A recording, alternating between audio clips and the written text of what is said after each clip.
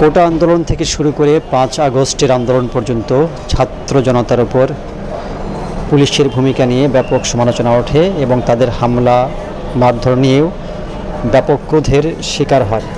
অনেক থানা পুড়িয়ে দেওয়া হয়, পুলিশের অনেক সদস্যকেও মেরে ফেলে, পিটিয়ে হত্যা করে বিক্ষুব্ধ ছাত্র জনতা। এরপরে অনেকটা ভেঙে পড়ে এই বাহিনী। আওয়ামী লীগ সরকার পতনের পর পুলিশের সংস্কারেরও দাবি ওঠে। তার মধ্যে অন্যতম হচ্ছে তাদের পোশাকের পরিবর্তন। অন্তর্বর্তী সরকারের 5 মাস পর সেই পরিবর্তনটা অনেকটা চূড়ান্ত। 18টি ড্রেস ট্রায়াল দেওয়া হয়েছে। এখন যে 3টি ড্রেস 4টি ড্রেসের দেখা যাচ্ছে, এর মধ্যেই 3টি ড্রেস দেওয়া হবে 3 বাহিনীকে, পুলিশের একটা, র্যাবের জন্য, আর অঙ্গীভূত যারা আনসার আছেন তাদের জন্য।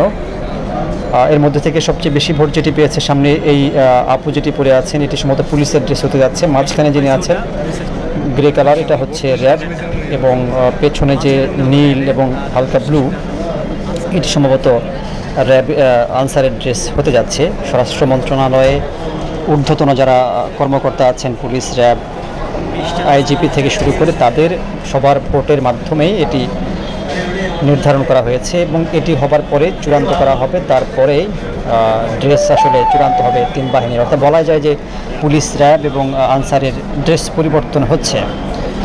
তবে তার চেয়ে বড় যেটি বিষয় এসেছে সেটি হচ্ছে যে শুধু পোশাক পরিবর্তন করলেই নয়, ভেতরের যে মানুষটি সেটিরও মন মানসিকতা পরিবর্তন দরকার। অর্থাৎ পোশাক একটা পরিবর্তন ঠিক আছে, কিন্তু সেই সাথে যারা পোশাকটা বহন করবেন তাদের একটা পরিবর্তন দরকার। সেদিকেই সরকার গুরুত্ব দিচ্ছে এবং সেটি যাতে পরিবর্তন হয় সেদিকেই নজর দেওয়া হচ্ছে।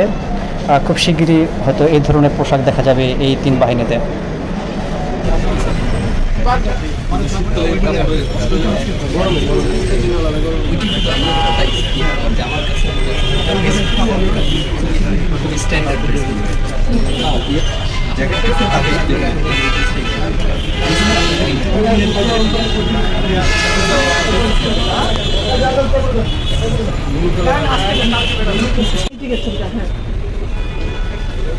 আচ্ছা, আরেকটা জায়গায় দিয়ে উপরে কথা বলে লয় না দিয়ে পরে নিতে যাবে, এটা এনশিওর করবো। আমরা উপরে আছি সবাই, হ্যাঁ, ঠিক আছে।